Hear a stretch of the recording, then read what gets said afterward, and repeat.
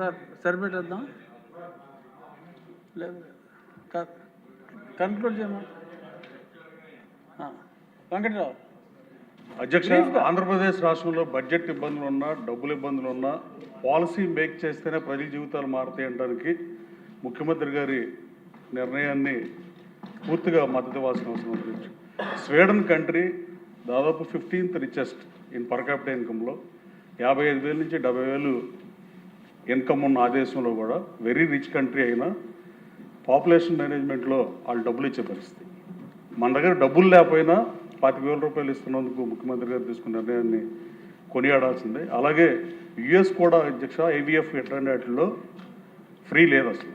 Advanced country అయినా, డబ్బులు ఎక్కువ ఉన్న దేశమైనా ఇన్సూరెన్స్ ఉంటేనే వాళ్ళు ట్రీట్మెంట్ తీసుకోవాలి పరిస్థితి అమెరికాలో ఉంది అధ్యక్ష. అట్లాంటిది ఆంధ్రప్రదేశ్ రాష్ట్రంలో ప్రభుత్వ ఆసుపత్రుల్లో కూడా దీన్ని ప్రవేశపెట్టాలన్న ఆలోచన అమెరికా కూడా రాలేదు అధ్యక్ష, ఇది ఫ్యాక్ట్.